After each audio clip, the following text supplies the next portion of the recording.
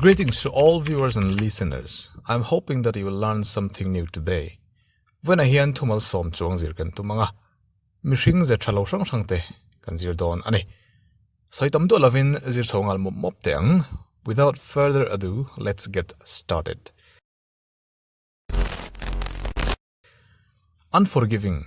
Pathian jon ngai dam nanga mi ni turin min te a. Mi ngai dam har sat em po kanom thau chu ni hi. Chu tiang mi chu unforgiving anti te chu ne. Don't be such an unforgiving person. Unthankful. Pathian mal som na idon heti zo zai awang hian lom thui soi ngayem. Nge ni lom na reng nei lo mi ini zok. Are you an unthankful person? Unloving.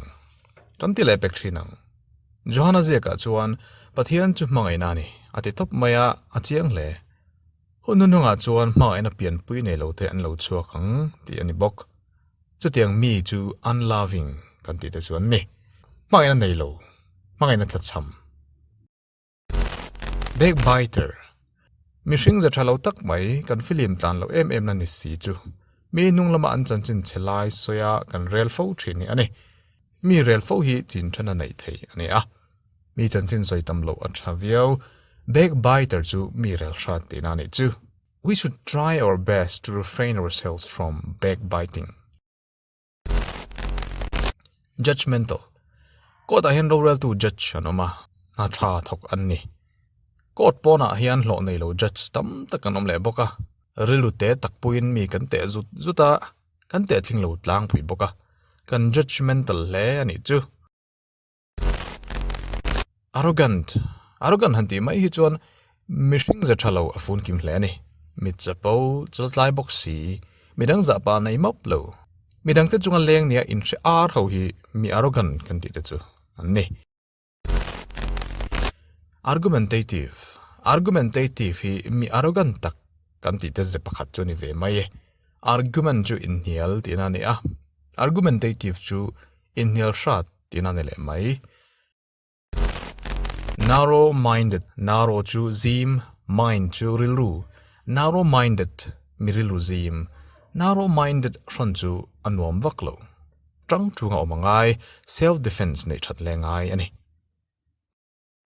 Manipulative. Manipulative anti hi chuan kan politician te hi rilruan langma saber lo thailo. Kan zoram politician te chau ni lovin ramtin politician te zepakhat ani reng. Manipulative hozia chu hetiang hi ani. Mani trang ma an haya until du an mu theina turani phat chuan mi bum an shelova oyom deu si ataka changai tu ni si lovin do tan soi fawa mi vote pon jing thei bok finger ther taka mani du zong mu tuma minang laka che tinani berchu manipulative zia tanga thumal gan jir chole thei chu self centered ane mani masial mani inda poi mober tinani. Vindictive. Ama saber akhan ngai dam thelo unforgiving chung chang kan zip to a ngai dam thelo hoi chon phubala kan chak lang pui chu tiang phubala a thungul ve deng ei duna ril pu chu vindictive tiani. Narcissist. Narcissist te hi mihring ze thalo tak Krista ril rupulo antichrist te hanti taila kan soi war lu tu kom lo ve. Narcissist so chuan an mani a inda sang lara midang zong chuan nuai en vek thunga midang khonga ina le le na han nei velova amai ro chu pon lama konfi ang takalang si hi chungril taka chuan mider dep tak an ni thung loi si mani ngai lut na sel tak an nei lova an lim lova social tin ho em ani ril rudam lo na serious tak pushake ma pan mo chi an ni Indecisive. Indecisive chu ze swal tak po ni shan chuang lo ve decision chu thu na ti na ni a chumi rang chuan indecisive ti lo pianga thu na siam zong thelo mi soina ne. Impulsive. No pang taka che swala naw paya nupui pasal nei tangot isheven nualem bazara kala poisa ne wanga mamo lo de po leiwak ching mi iniem rilruwa soitura ti wanga thunudon mi alawa thil soi phong thin mi ishevem hetiang zia uluk taka ngai to ma salole thil ti thut ching mi hi impulsive person kan ti te chu an ni.